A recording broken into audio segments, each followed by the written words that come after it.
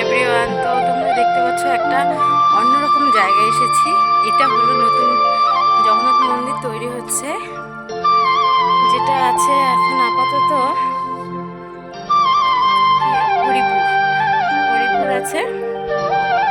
তো আমাদেরকে একজন প্রভু দেখাচ্ছে মন্দিরটা ডিটেলসে, কোথায় কি আছে, কোথায় কি থাকবে।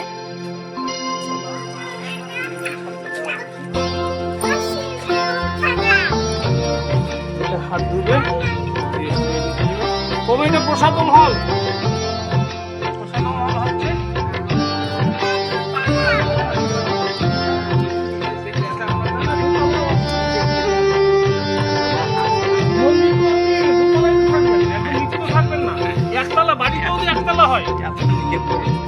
আপনি তো এসে ডাইরেক্ট দোতলায় উঠছেন, যেটা মন্দির থেকে তো এখানেই আমাদের নিজের বাড়ি। মা ওই ছেলে আমাদের মায়াপুর অনেক বিল্ডিং এরও প্ল্যান করেছে। আমার বিল্ডিং এই 4তলা 5তলা 7তলা বিল্ডিং এ 2টো বিল্ডিং এ প্ল্যান দিয়েছে।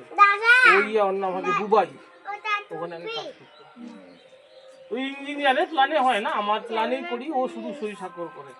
ইঞ্জিনিয়াররা তো 3 পারবো না। এই যে মাঠ পাবো আমাদের এই পুরো সালাইডাঙ্গা অঞ্চলের মাঠ হচ্ছে এটা, খেলার মাঠ। সালাইডাঙ্গা অঞ্চলের মাঠ এটা? এইটা সব স্কুলের খেলা এখানে হয়। তো সালাইডাঙ্গা স্কুল পাশে তাহলে নাকি? না না, স্কুল দূরে, কিন্তু পুরো অঞ্চলের স্কুলের খেলা এই মাঠে। এখানে কতটা পরিমাণ জায়গা আছে? জমি হচ্ছে 9 কাঠা। 9 কাঠার মধ্যে প্রায় ওই 5 কাঠা সামনে আছে ফ্রি, 4 কাঠার মধ্যে এটা করা হয়েছে। 4 কাঠার মধ্যে এটা করা হয়েছে? হ্যাঁ, 4 থেকে 4.5 ফুট। এটা করতে এখন টোটাল এখন পর্যন্ত কতটা খরচা হয়েছে? খরচা এখন প্রায় হয়ে গেছে অনেক, 60-এর উপরে হয়ে গেছে। হ্যাঁ, 60-এর উপরে চলে গেছে মোটামুটি। এটা পুরো ফিনিশ করতে আমার আছে মোটামুটি 1.5 কোটি টাকার মধ্যে। আমার একটা প্রজেক্ট আছে, 1.5 কোটি টাকার মধ্যে মন্দিরটা করতে হবে। তো এখনো অনেক টাকা লাগবে এবং অনেক কাজ বাকি আছে।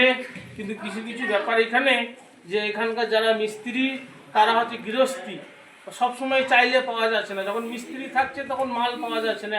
কিছুদিন আগে মিস্ত্রি পাচ্ছিলাম, বালি ছিল না, জল উঠে গেছে। এখন বালি পাওয়া যাচ্ছে, মিস্ত্রি আলু উঠা, আলু জল দেওয়া। কি করেন?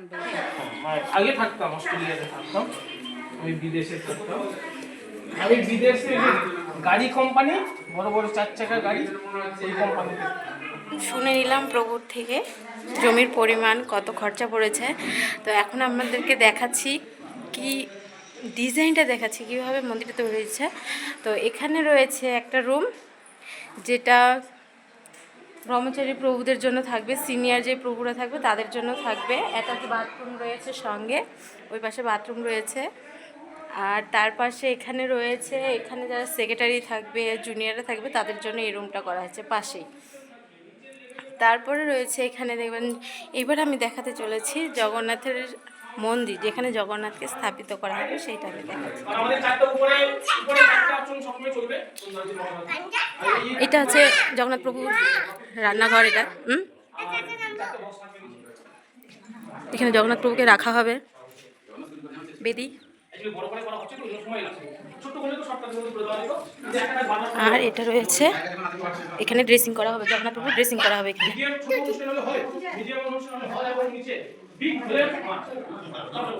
এখন আপাতত এখানে আছে জগন্নাথ বলদেব সুভদ্রা মহারানী, এখানেই রয়েছেন আপাতত। এখানে পূজা অর্চনা হয়, যেহেতু কমপ্লিট হয়নি এখনো।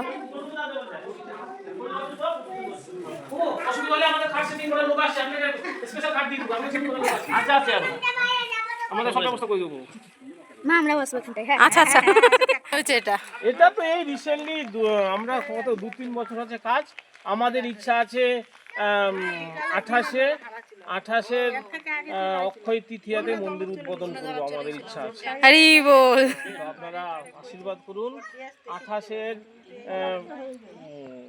অক্ষয় তৃতীয়াতে আমাদের জগন্নাথ মন্দির উদ্বোধন হবে। আপনারা হরে কৃষ্ণ।